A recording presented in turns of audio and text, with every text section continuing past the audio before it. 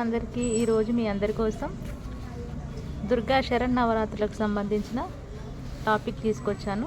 దుర్గాష్టమి పండుగ తేదీ, పూజకు శుభముహూర్తం, దానికి సంబంధించిన కంప్లీట్ డీటెయిల్స్ ఇప్పుడు మీతో షేర్ చేసుకోబోతున్నాను. ప్లీజ్ నా వీడియోని ఎండింగ్ వరకు చూడండి.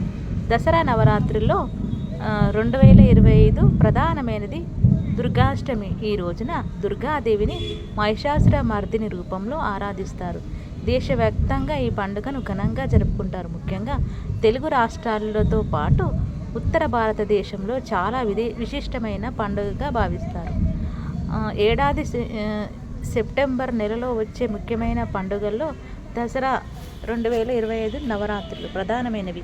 ఈ దసరా నవరాత్రుల్లో భాగంగా ఈ 9 రోజులు దుర్గాదేవి యొక్క 9 రూపాలను పూజిస్తారు. అయితే ఈ నవరాత్రులు ఏడాదికి 4 సార్లు వస్తాయి. అందులో 2 గుప్త నవరాత్రులు కాగా మరో 2 ప్రత్యక్ష నవరాత్రులు ఉంటాయి. వీటిలో కూడా ఆశ్వయుజ మాసంలో వచ్చే నవరాత్రులను శరదీయ నవరాత్రులు అని అంటారు. ఈ ఏడాది నవరాత్రులు పండుగ సెప్టెంబర్ 22వ తేదీ నుండి ప్రారంభమై అక్టోబర్ 2వ తేదీ విజయదశమితో ముగుస్తుంది. అయితే ఈ దసరా నవరాత్రుల్లో చివరి రోజులు మహాసప్తమి, దుర్గాష్టమి, మహానవమి చాలా ముఖ్యమైనవిగా చెబుతారు. వీటిలో కూడా దుర్గాష్టమి ఆధ్యాత్మిక పరంగా విశిష్టమైనదిగా భావిస్తారు. దుర్గాష్టమి ఎప్పుడంటే ఈ ఏడాది దుర్గాష్టమి పండుగ సెప్టెంబర్ 30వ తేదీన జరుపుకోనున్నారు.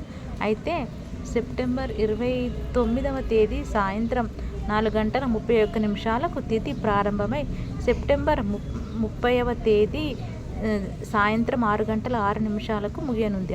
అయితే ఉదయం 9:12 నుండి మధ్యాహ్నం 1:40 వరకు పూజకు మంచి సమయంగా చెబుతున్నారు. ఈ రోజున భక్తులు దుర్గాదేవిని పూజిస్తారు. ఈ అమ్మవారిని ఆరాధించటం వల్ల దుష్ట శక్తుల నుండి కలిగే ప్రతికూలతల్ని తొలగిపోతాయి.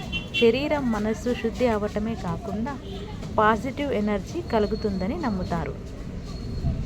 ఈ దుర్గాష్టమి రోజున దుర్గాదేవిని పూజిస్తారు. మహిషాసురుడిని సంహరించడానికి దుర్గాదేవి 9 రాత్రులు యుద్ధం చేసి చివరిగా అష్టమి రోజున విజయం సాధించిందని మన పురాణాలు చెబుతాయి.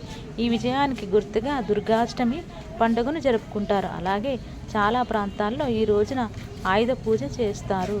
ఆయుధాలను దుర్గాదేవి శక్తికి ప్రతీకగా భావించి పూజ చేస్తారు. ఈ పండుగ ధైర్యం, శౌర్యం, ధర్మాన్ని కాపాడడానికి చిహ్నంగా వైభవంగా జరుపుకుంటారు.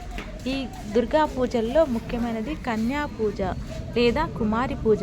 అయితే దుర్గాష్టమి రోజు 9 మంది పెళ్లి కాని యువతులను, బాలికలను దుర్గాదేవి స్వరూపాలుగా భావించి పూజిస్తారు. దీనినే కన్యాకుమారి పూజ లేదా కుమారి పూజ అంటారు. వారికి నూతన వస్త్రాలు, బహుమతులు, ప్రత్యేక వంటకాలు సమర్పిస్తారు. ఇలా చేయడం వల్ల దుర్గాదేవి అనుగ్రహం లభిస్తుందని నమ్మకం.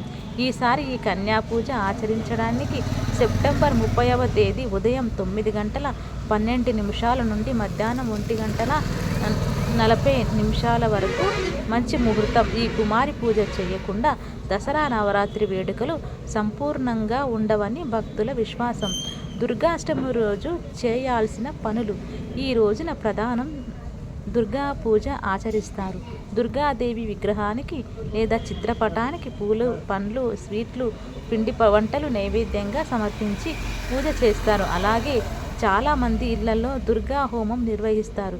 ఇది దుష్ట శక్తులను అంతం చేసి ఇంట్లో సానుకూల వాతావరణం కలిగేలా చేస్తుందని నమ్మకం. అలాగే ఈ రోజున లలితా సహస్రనామం, దుర్గా చాలీసా, దుర్గా సప్తశతి వంటి శ్లోకాలు పఠించటం వల్ల దుర్గాదేవి అనుగ్రహం లభిస్తుందని ప్రశస్తి.